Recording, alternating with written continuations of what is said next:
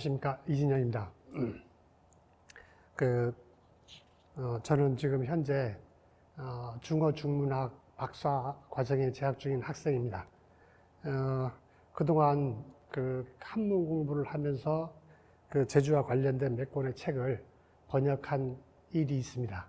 작년에 제주민속자연사박물관에서 탐나록을 번역해 가지고 작년에 이제 간행이 됐는데, 아마 그 인연으로 오늘 강의를 이제 맡게 된 것 같습니다. 여러분들은 강의를 시작하기 전에 여러분들은 이영상이라는 인물은 많이 들어보셨고 익숙하실 거라고 생각합니다. 왜냐하면 이영상이라는 인물은 제주 정체성과 관련해서는 빼놓을 수 없는 아주 중요한 인물 중에 하나가 되죠. 그래서 아마 여러모로 여러 방면에서 이영상 목사에 관한 얘기들은 다 들어보셨으리라고 생각합니다. 제주하고 이영상 목사의 특수한 관계는 이영상을 부르는 호칭에서도 어느 정도 짐작이 가능합니다. 제주 사람들은 이영상 목사라는 말보다는 영천 이목사라는 말을 더 좋아했었죠. 그 영천 이목사에는 존경과 비하가 동시에 섞여 있습니다.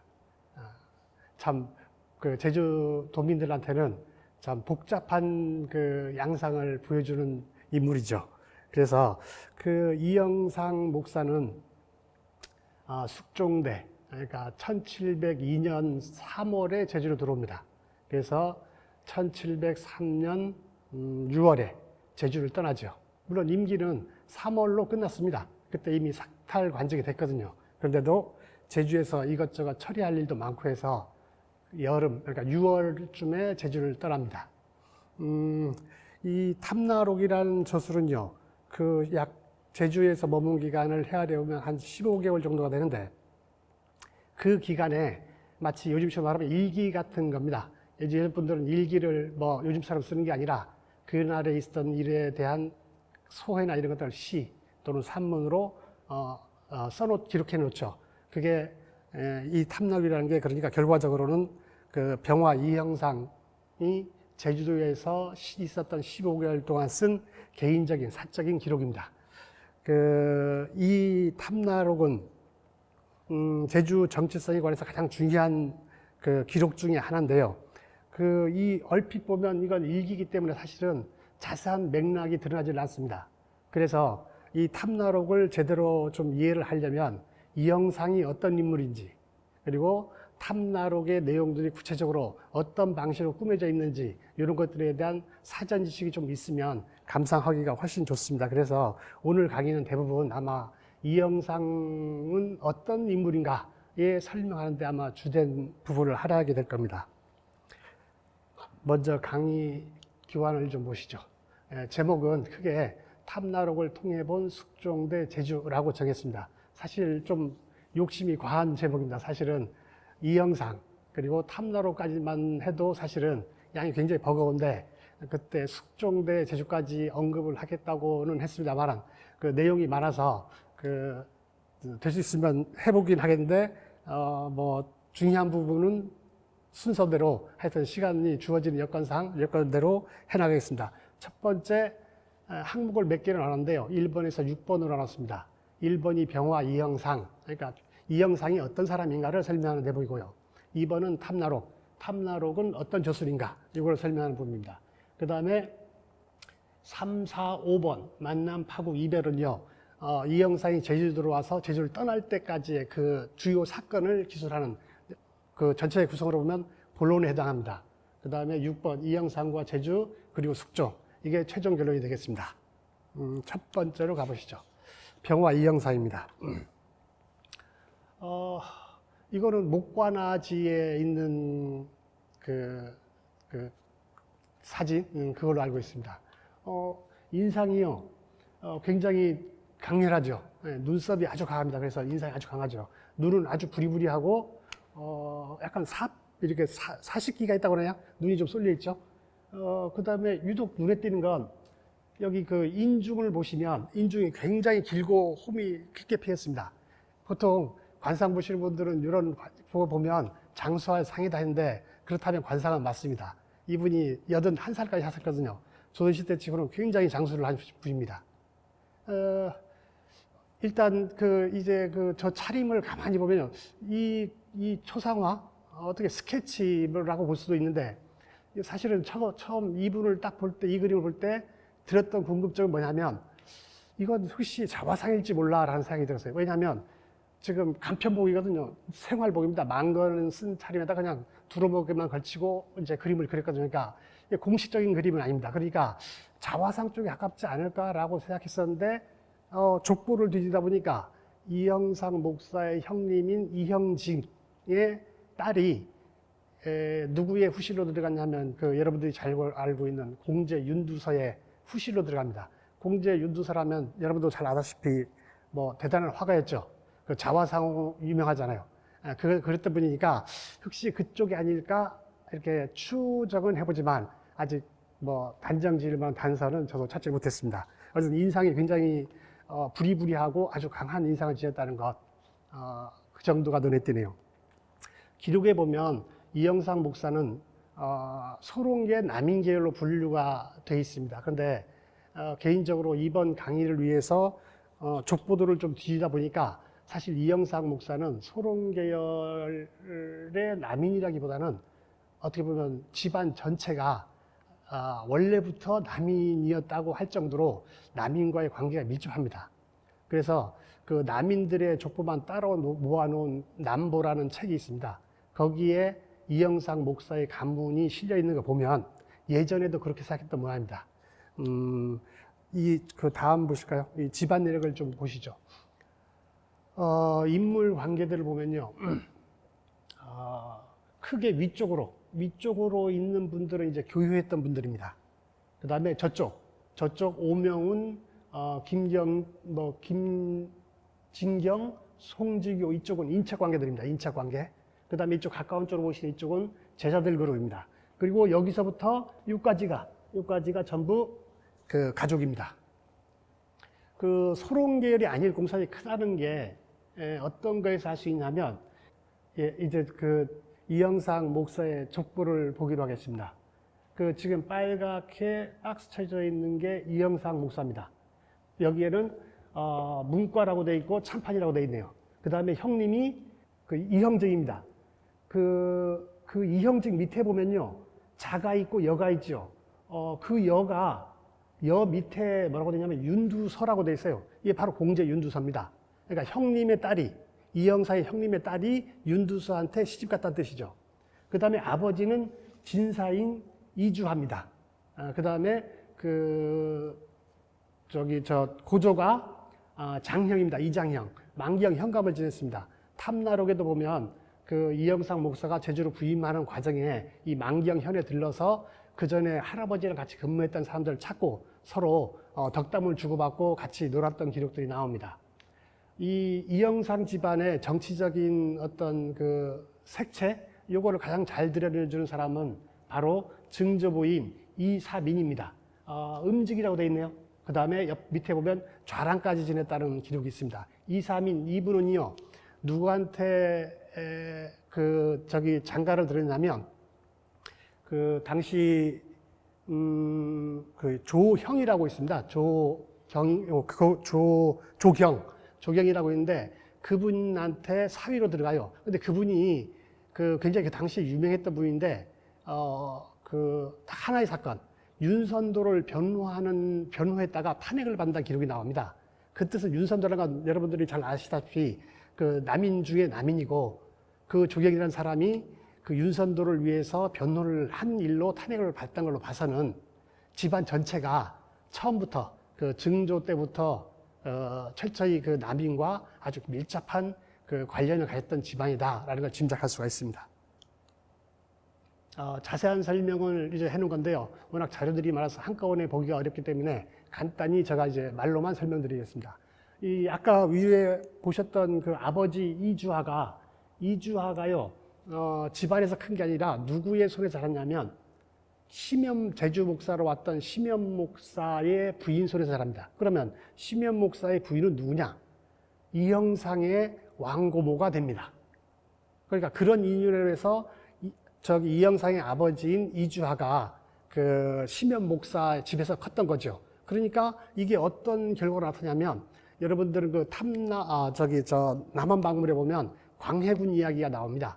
그 광해군 이야기와 관련해서 왜 그 광해군 이야기가 남한 박물에 들어가 있는지를 설명하는 이유 중에 하나가 바로 그 심연 목사의 연결글입니다. 그리고 탐나루에 보면 심연 목사의 시에 차오르는 시들이 굉장히 많습니다. 그러니까 그 이영상이 제주도 들어올 때 누구를 의식했느냐 하면 사실은 심연 목사를 굉장히 의식했다는 뜻이 됩니다. 그래서 그 심연 목사의 시의 차원을 많이 했고, 그 다음에 심연 목사가 제주로 들어온 목사로 들어온 목적 중에 하나가, 물론 좌천된 거 맞습니다. 그 전쟁에 대한 패전에 대한 책임을 물어서 좌천된 거 맞지만, 심연 목사의 주요 그 임무 중에 하나가 그 당시 제주에 유배되어 있던 광해군의 감시 목적도 있었습니다. 그러니까 심연 목사는 광해군에 대한 이야기를 아주 잘 알고 있던 겁니다. 그게 이런 가계를 통해 가지고 이영사한테 전달이 됐고, 이영사는 그 지식을 바탕으로 해서 남한 박물에 그 광해군에 대한 기록을 적은 게 아닌가 싶습니다.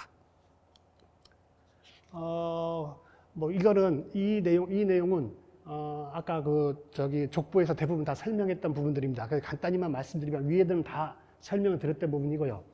이 큰아들, 둘째, 셋째, 넷째, 그 다음에 사위, 서자까지 다 뒤져보면요, 인척 관계로 치면 전부 다 남인 계열에 속합니다. 역시 이것도 철저히 이영상 집안은 남인 계열의 인물이다라고 보시는 게 맞을 것 같습니다. 그리고 이분이 제주도에 남긴 것들이 굉장히 많죠. 남한박물, 탐나술력도, 탐나록, 탐나장계초. 그 다음에 제주에 있었을 때 주고받았던 관찰까지 해가지고 제주에는 상당히 많은 영향을 끼쳤죠. 그런데 사실은 이분은 그 중앙무대에서는 당대 최고의 그 이론가, 그러니까 학자였으며 당대 최고의 경세가였죠. 지방관으로서 그 경력, 모든 걸 대부분 다 인정받았던 사람입니다. 그리고 이 사람의 그 방대한 그 저술, 여기 보면 243책이라고 있는데요.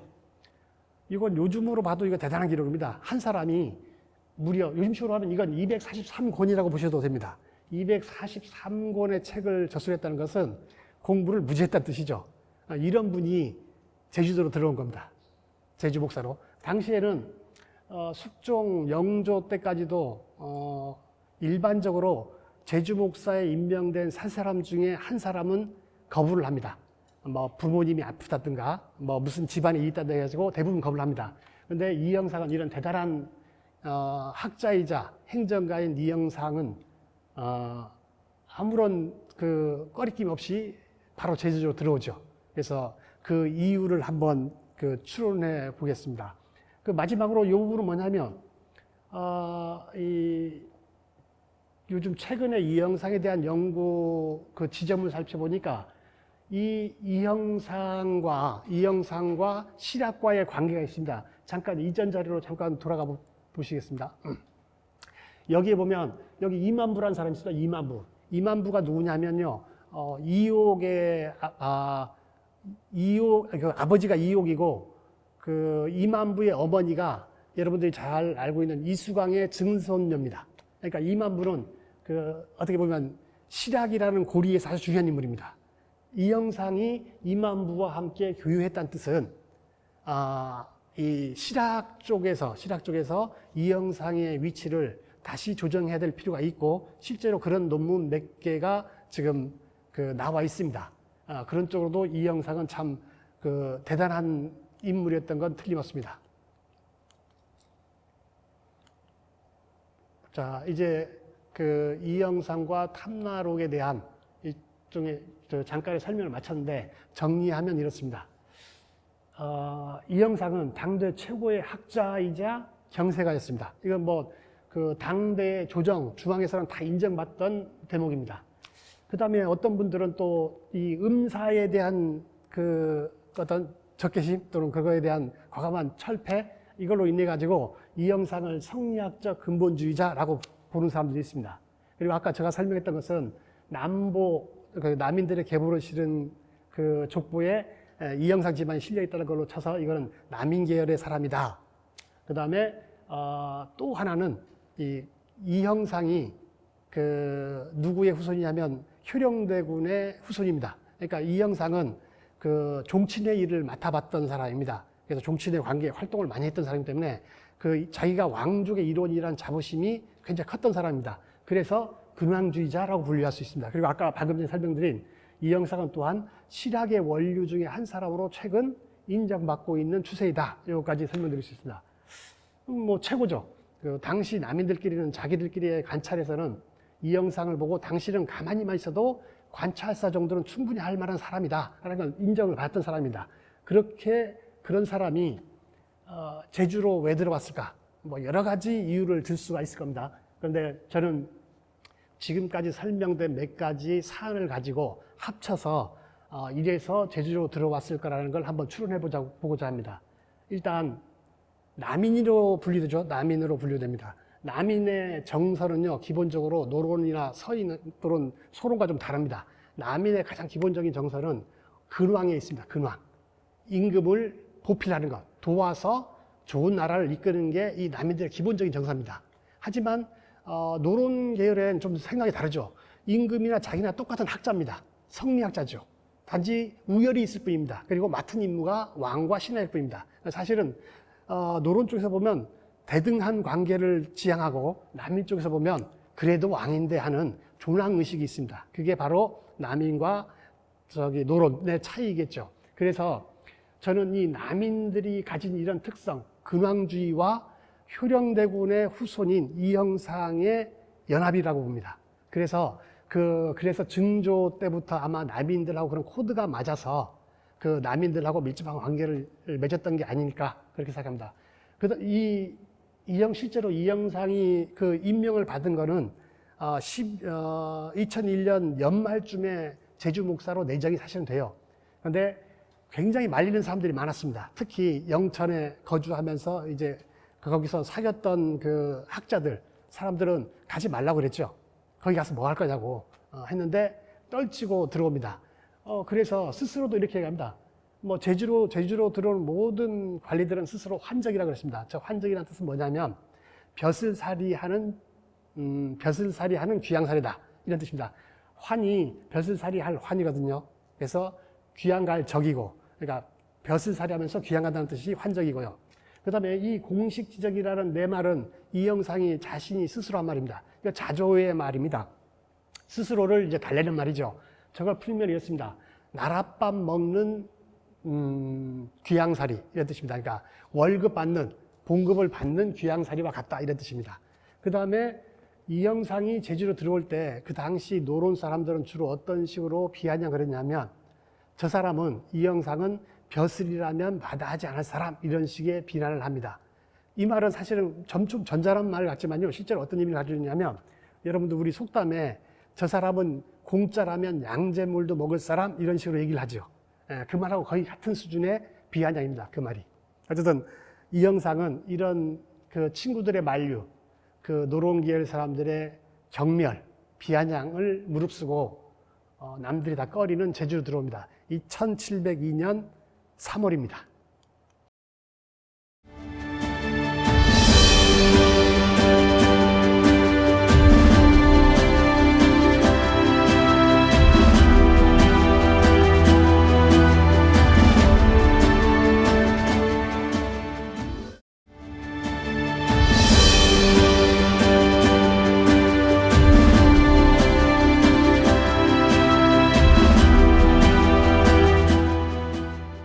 두 번째 이제 탐나록을 보겠습니다.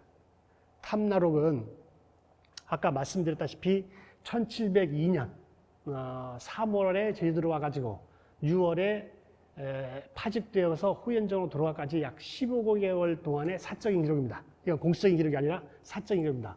운문으로 쓰인 게 130, 산문은 17편 정도인데요. 이 운문이 말하자면 시인데요. 이 시는 아까에 설명한 그 내막을 모르면 사실 밋밋하게 읽을 데 없습니다. 이거 뭐 그냥 제주 풍경에 관한 얘기 뭐 몇 대 명 나오는 걸로 끝인데 아까 이 어떤 정치적인 지형과 집안 교육 관계 이런 것들을 보면 이 130편이 조금 더 이해가 좀 와닿습니다. 그 다음에 산문은 17편 정도인데요.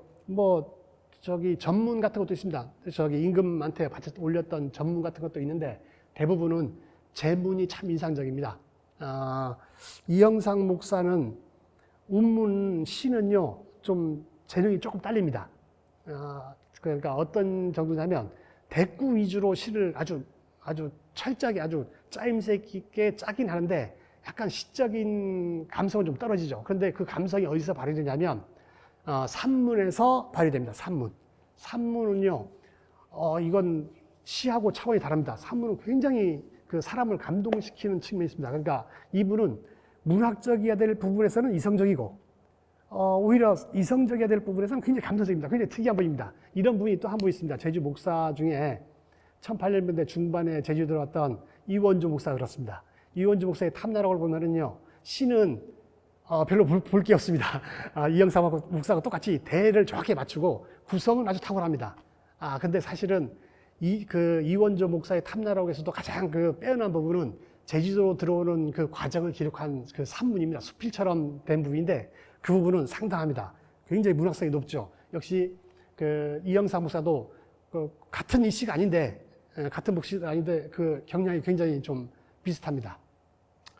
그 제주 측면에서 보면 아까 말씀드렸다시피 조카 사위였던 윤두서를 위해서 쓴 남만박물이 있고요. 그 다음에 이 탐라술력도 제주를 한 바퀴 돌면서 그림과 그 화첩을 구성한 탐라술력도가 있습니다. 지금 여러분이 보시는 이 화면 뒤쪽에 있는 전시 공간에 보니까 아까 보니까 탐라 장계초가 있고 남한박물이 있고 그다음에 탐나록이 3가지가 진열되고 있거든요. 이게 다 이것들입니다.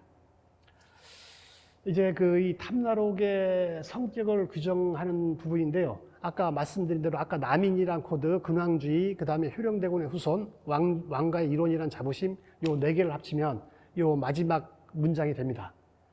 이 탐나록이란 책은 새로운 영토를 개척해 나간다는 일념으로 왕을 대신한 교화의 밤낮으로 경경했던, 이 경경이 제주도 말로 하면 약간 조드는 마음입니다. 밤에 잠 못 자면서 그거에 대해서 막 천착하고 어떻게 하면 좀 잘할 수 있을까 고민하는 거, 이게 경경입니다. 경경했던 노고가 넘쳐나는 저술이다. 그가 제주에서 벌였던 다양한 사업들에 관한 내용은 탐나 장계초에 자세하다. 그러니까 이 탐나록을 베이스로 해서 탐나 장계초 또는 탐나 술력도 남한박물을 읽는 게 좋다, 이런 말씀까지 드릴 수가 있을 겁니다. 다음 보시겠습니다. 이게 원본입니다. 이게 탐나록의 원본인데 필체를 한번 보시죠.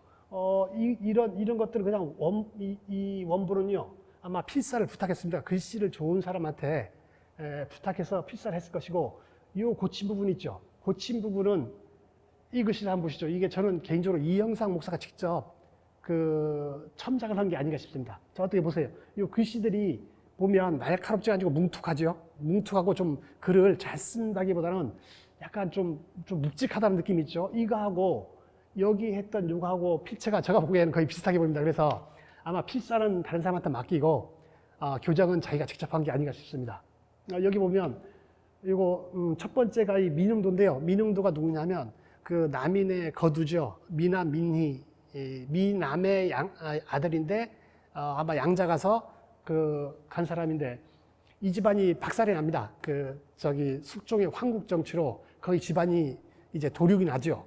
그런데 그 아들이 민흥도입니다. 이때 금살에 유배되어 있을 겁니다. 금살에 유배되어 있는데 이영상 집 찾아가서 이별하는 시를 적은 겁니다. 이거 5원인데요. 이거 보면 타향이라고 쳤는데 그 전에 뭐였냐면 궁도라고 썼어요. 궁도는 전고에 있는 말인데요. 중림칠연 중에 한 사람인 완적이 어디 길 끝나는 데 가서 혼자 모르게 울고 돌아왔다는 게 그게 궁도입니다. 그런데 궁도를 써보니까요, 이거 너무 정치적인 것 같아. 이영상 목사 스스로 생각하기에. 그래서 아마 궁도란 걸 지워버리고 좀 무난한 단어인 타향이라고 고쳐놓은 것 같습니다. 이거는 뭐 지은 사람밖에 가할 수 없는 수정이죠. 그래서 이건 아마 이영상의 친필로 봐야 될 게 아닌가 싶습니다. 다음 보시죠. 이건 친필이고, 이제 그 다음에 이제 3번 이제 만남인데요. 만남은 주로 제주 자연관광, 제주란 그 공간, 그 다음에 제주 사람들, 그 다음에 제주 문화를 만나겠죠. 그 다음에 나중에 55 같은 유배인들하고도 만나게 되는 거죠. 그 중에 첫 번째가 제주의 자연경관과의 만남입니다. 물론 이익태 목사는 이전에 이 제주도를 약간 인문학적 시선으로 바라볼 줄 알았던 분은 이익태 목사였습니다. 그런데 이익태 목사는 탐나십경 정도인가요? 탐나십경 정도로 그 제주 전역에 있는 그 괜찮은 풍광을 고르고 품제를 하고 이제 상찬했습니다. 근데 이영상 목사는 8경을 뽑았어요. 이 8경을 한번 잘 보시면요, 좀 특이합니다. 이게 이거 8경을 이제 시로 지은 칠연으로 지은 율시인데요. 보시면 첫 번째 여기 원규라고 되어 있죠. 원규가 한라사입니다. 맨 처음에 한라산을 노래하고 있고, 그 다음에 여기 보면 화북을 노래하고 있고, 그 다음에 김영을 노래하고 있네요. 그 다음에 평대를 얘기하고 있습니다.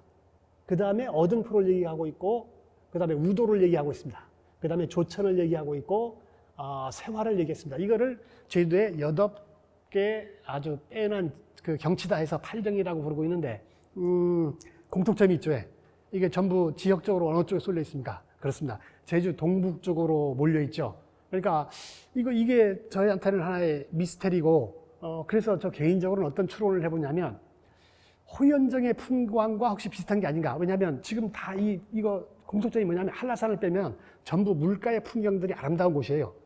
약간 고즈넉한 분위기, 이런 것들이 있는 곳이어서 혹시 이런 그 제주 동북 쪽의 풍경이 자신의 그 고향인, 거주지인 영천의 호연정 앞으로 강이 흐르거든요. 물이 있습니다. 그래가지고 아마 그런 풍경과 겹쳤던 게 아닌가, 그런가 싶습니다. 왜냐하면 이영상 목사는 탐나 순력도를 위해서 전역을 다 돌았거든요. 굳이 동북 쪽에만 그 어떤 그 특별한 느낌을 가질 환경을 안 했던 거니까 뭔가 특별한 요인이 있었기 때문에 주로 동북 쪽의 풍경에 아마 그 마음을 뺏겼던 모양입니다.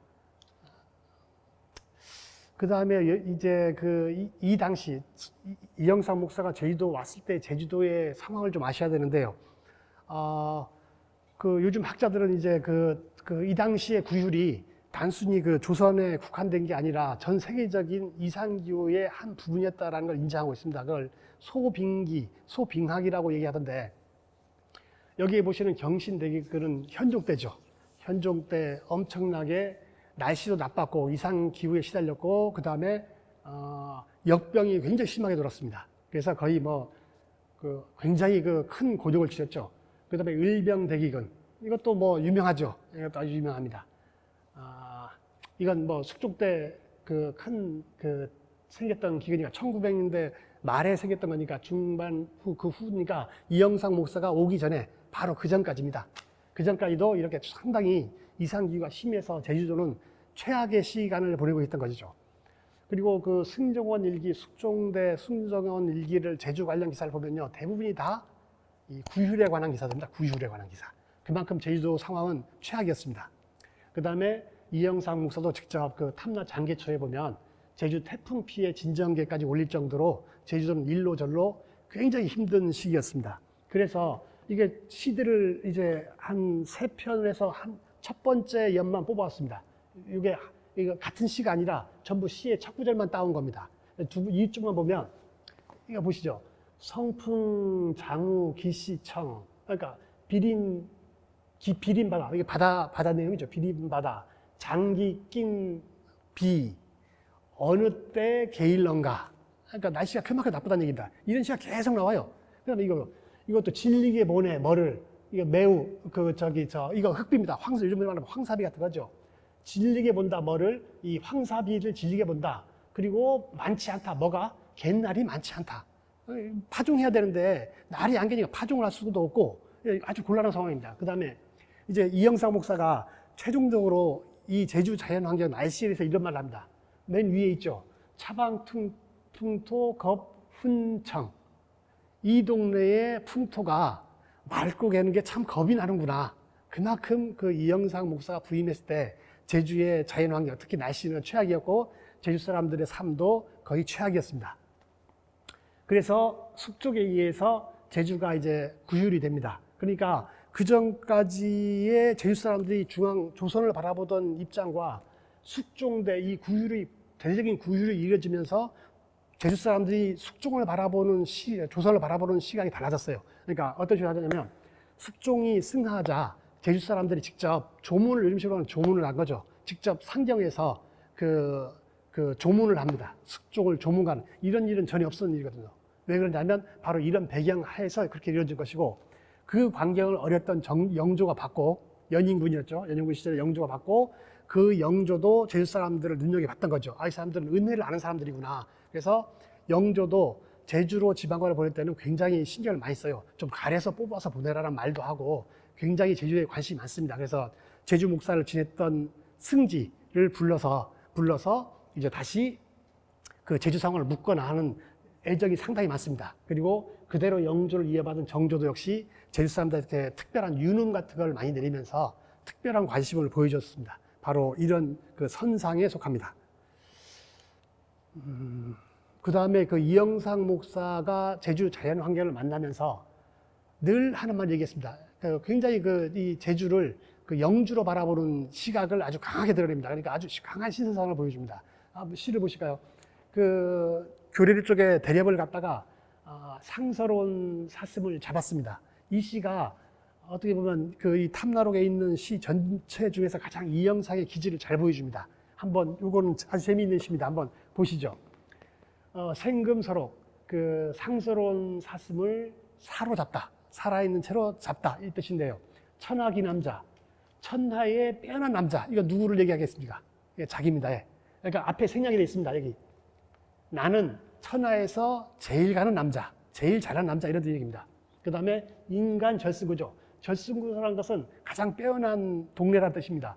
인간 세상에서 가장 빼어난 동네. 이거 어디죠? 이러면 이건 제주입니다. 그러면 여기도 생략되어 있죠. 여기는 제주가 생략되어 있는 겁니다.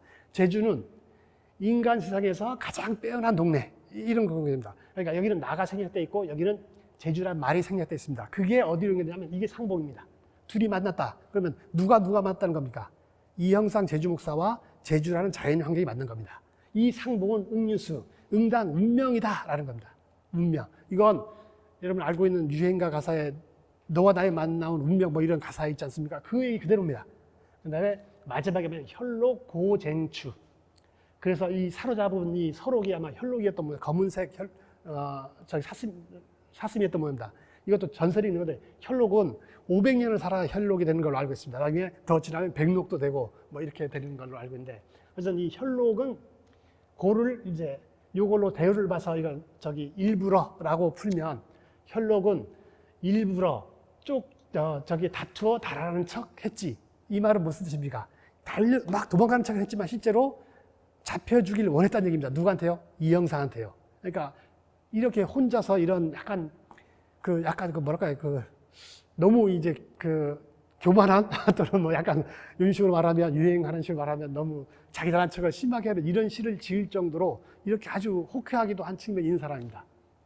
그 다음에 이 시사상이 또 하나 드러나는 게 삼방산을 바라보며 라는 시에 보면요. 이게 있습니다. 맨 마지막에 요 두 구절을 보시죠.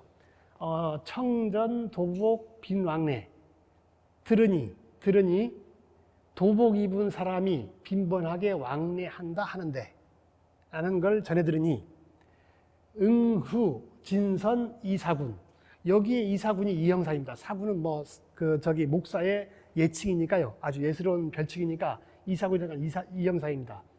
응당 후는 안부를 묻다. 누구를? 여기 보십시오. 이게 아주 끝내줍니다. 진선 이사군이라고 했습니다. 진짜 신선은 저 밖에 있는 게 아니라 바로 자기라는 말이죠. 그러니까 여기 도복 입고 왔다 갔다 하는 그런 신선들은 전부 지금 누구한테 인사 와야 된다? 예. 이영상 자기한테 문안을 와야 된다라고 할 정도로 이렇게 아주 대단한 기백을 가졌던 분입니다. 이게 이영상 목사가 제주의 자연 경관을 수용하는 방식이었습니다.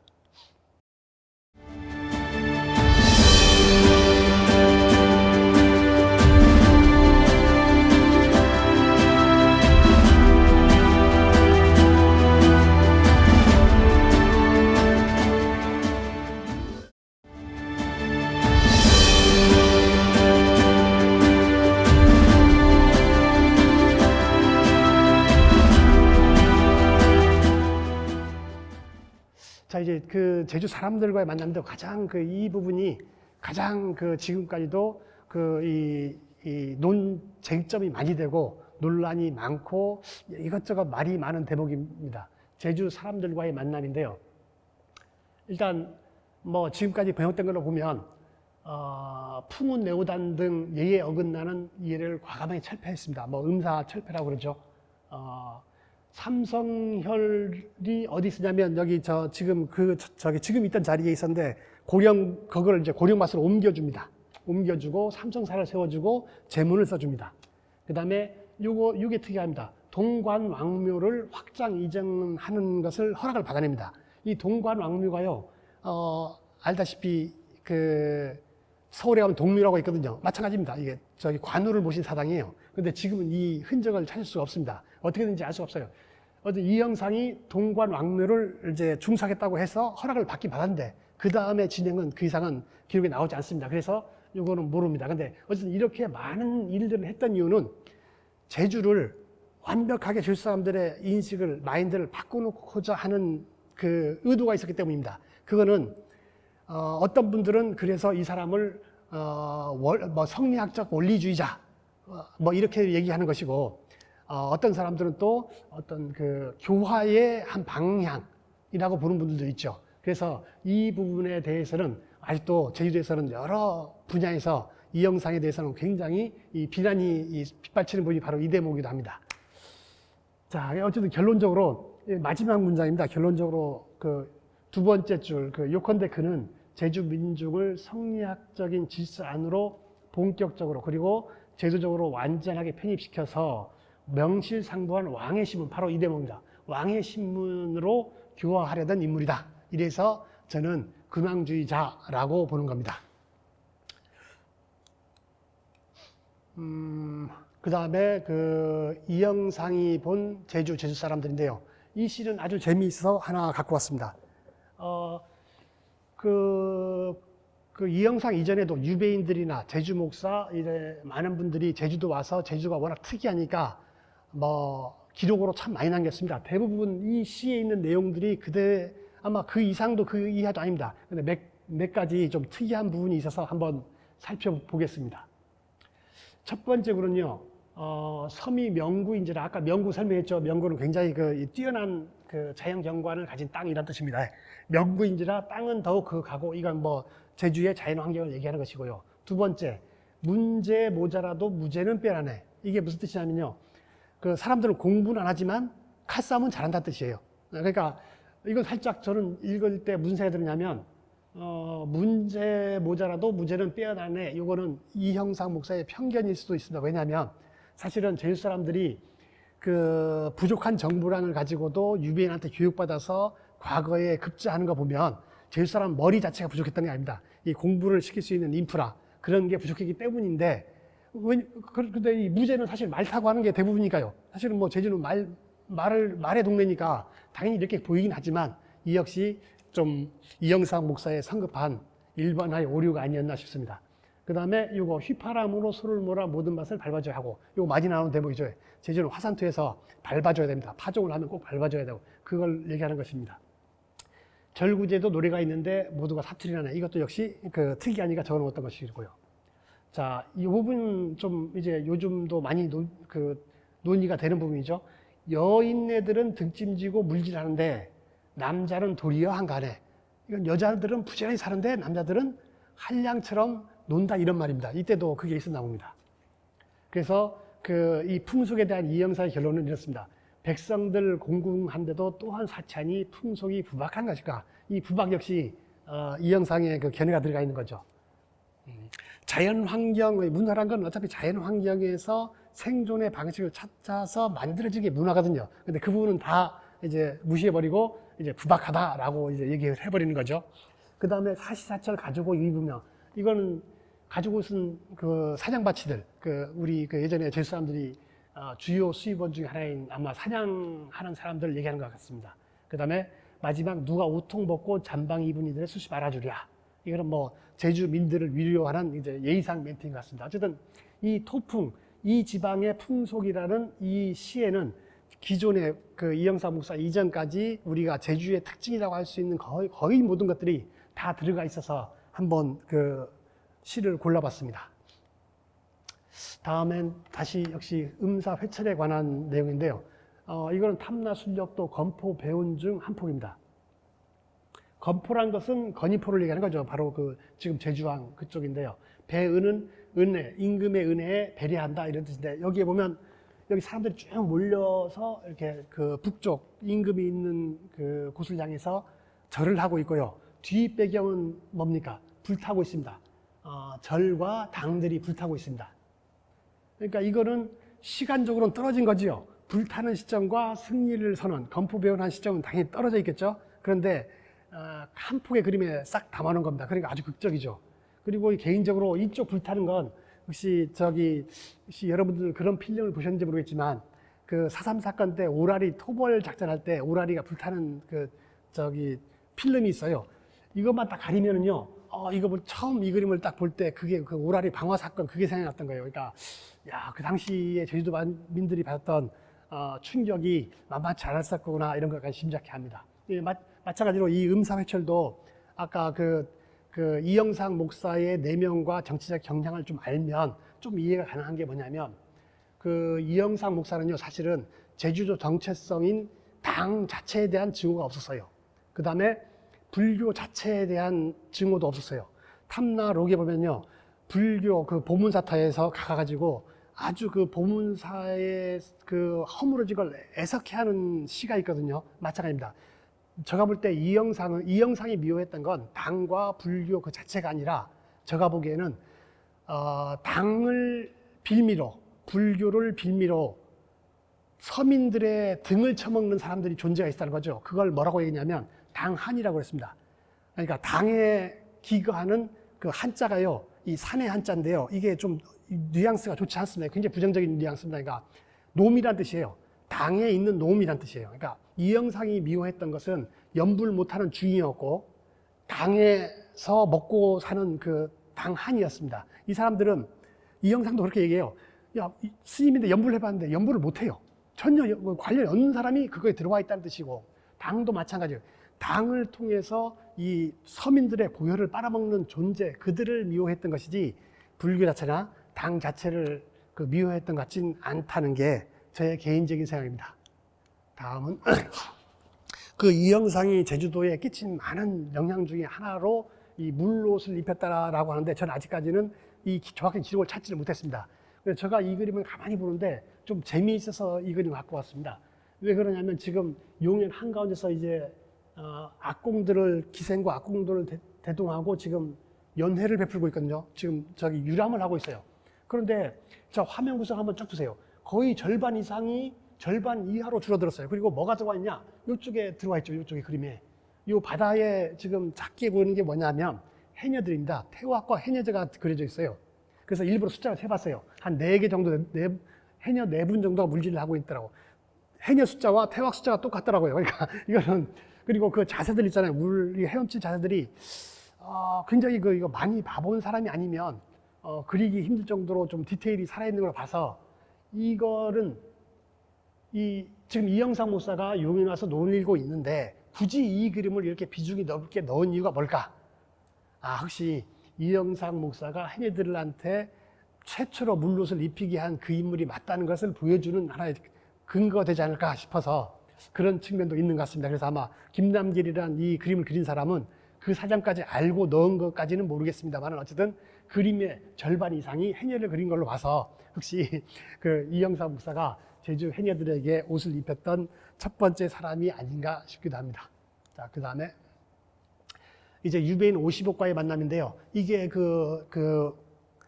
이영상 목사가 파직되는 빌미를 제공했던 사람이 55입니다. 아까 족보에서 보셨듯이 55의 형의 아들이 이영상의 사위가 되죠. 사위가 되니까 이쪽은 그러니까 55과 이영상은 사돈 관계가 되는 겁니다. 이 55은요, 감산리에 위리안치됐습니다.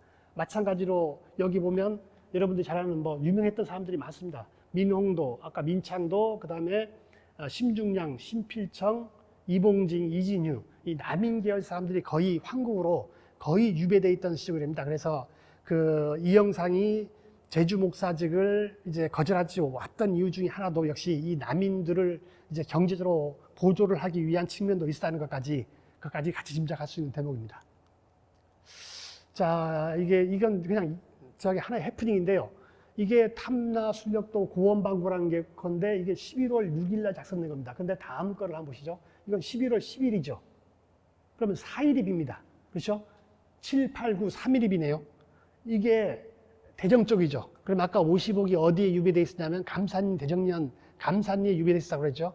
3일 동안 이 공식 일정으로 비는 걸로 봐서 제가 볼 때는 이영상 목사는 틀림없이 55개 유배지에 들러서 환담을 나눴을 겁니다. 며칠 자고 왔던 거죠. 사실은 그러면 그건 상당히 심각한 위법 상황입니다. 원래 목사는 유배인을 감시해야 될 사람이지 유배인 집에 갈 수는 없어요. 그런데도 이영상 목사는 이런 과감한 시도까지 합니다. 그만큼 55과의 관계는 그만큼 두터웠다는 얘기죠. 사돈이 될 정도로 두터웠던 겁니다. 그리고 뭐 이건 도정에 그 55기 도정에 관한 자문인데요. 여기 보면 이거 우도 전마입니다.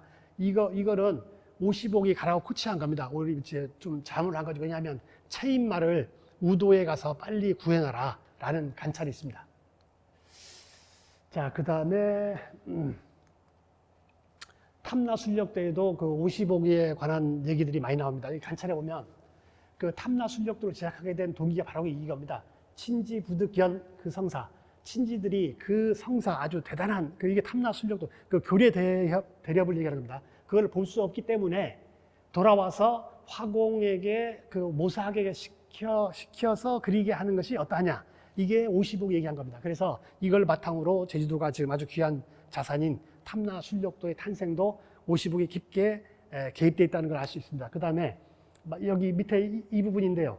여기에는 그 오노약의 글씨를 요청하여 요 6글자가 탐나록에는 있는데요. 탐나록에는 있는데 탐나순력도에는 뺐습니다. 그건 이유는 간단하죠. 유배인이 썼기 때문에 나중에 문제가 될 수 있기 때문에 그 부분을 빼버린 겁니다.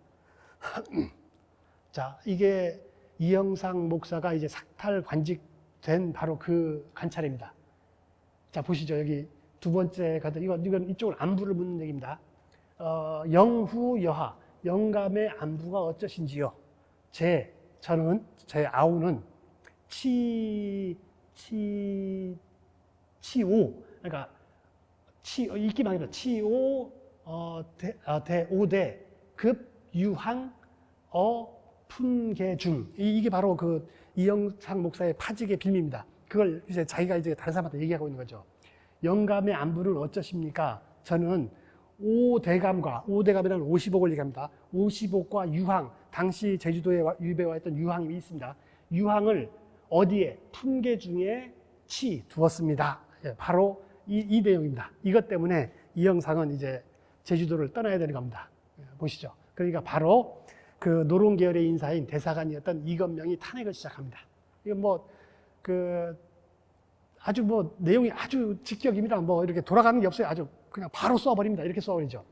편호사당. 이건 일방적으로 그 다음에 호는 이게 변호하다. 사당, 이거 남인입니다. 이게 사당이 바로 55과 유항을 얘기합니다. 제주도에 유배와 있던. 했기 때문에 청컨대 이형상을 삭탈관직하십시오. 이렇게 얘기하는 겁니다. 그러니까 임금 숙종이 말하죠에 의게 아랜대로 해라. 해서 이게 3월쯤이 될 겁니다. 3월. 그래서 3월에 파직이 되고 6월에 제주를 떠납니다.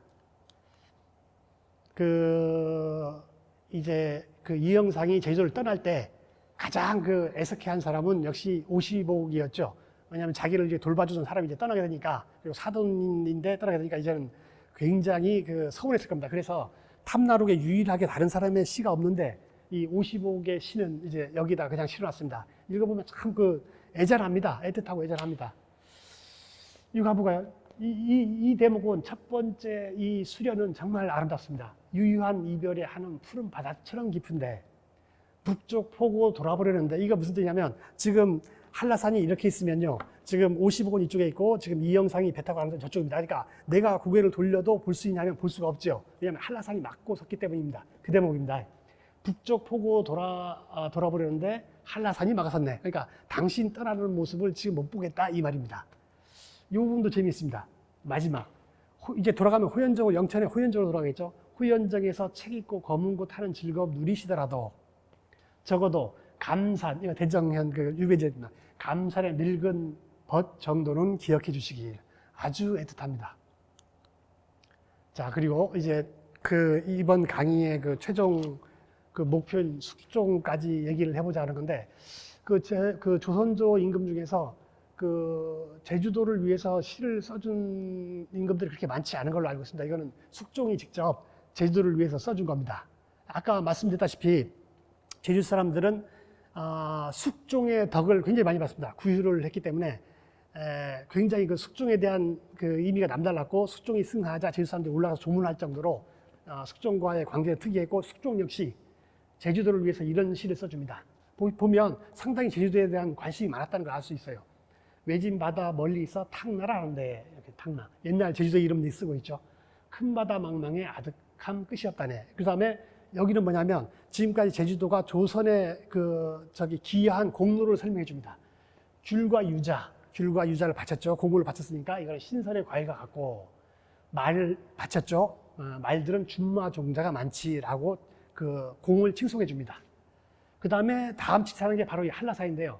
숭악도 하늘에 다 한 척도 남지 않다는데 한라라는 이름 헛되이 얻은 게 아님 알겠네. 이게 무슨 뜻이냐면, 숭악도 굉장히 높죠. 중앙부에서는 제일 높은 산 중에 하나인데 오히려 한라산이 더 높다는 뜻입니다. 무슨 뜻이냐면 숭악보다는 한라산이 더 좋다며, 이런 뜻이 됩니다. 그 다음에 마지막, 오색구름 많은 곳에 신선이 내려오고 백록담 가에는 백록이 운다는데, 아주 제주도 상황을 잘 알고 있고 걸맞는 아주 제주도민들을 위로하는 시가 되겠죠. 아주 좋습니다. 자, 마지막으로 이제 이 설명을 통해서 제가 하고 싶은 것은 이 탐나록이 가진 의미하고 숙종과 함께 설명을 하고 싶은 얘기인데, 개인적으로 이 번역을 하고 이제 사료들을 뒤지면서 느낀 어떤 사항이 하나 있다면, 어떻게 보면 조선과 제주의 관계에 있어서 숙종이라는 임금은 숙종 이전과 이후로 나눠야 될 것 같다는 생각이 들 정도입니다. 숙종 이전에는 그저 이렇게 설명한 대로 밀감이나 올려보내고 말들이나 올려보내는 단순한 하나의 공물을 제공하는 곳이었지만, 숙종 이후부터는 아주 조선의 신민으로 완전히 이렇게 복속하는, 인정받는 그런 계기가 바로 숙종에 의해서 된 게 아닌가 싶습니다. 그래서 개인적으로는 조선과 제주의 관계에서 숙종은 반드시 기념해야 될 어떤 분기점이 되고, 선봉장에 섰던 사람이, 선봉에 섰던 사람이 바로 이영상이라는 것입니다. 그리고 이영상이 작업, 제주도를 완벽하게 조선의 일부로 복속시키는 작업을 했던 소회가 바로 지금까지 설명드린 바로 이 탐나록이라는 저술에 고스란히 들어있다는 점입니다. 그래서 우리들은 이 탐나록을 통해 가지고 다시 한번 더 의미를 되새겨 볼 수 있으면 좋겠습니다.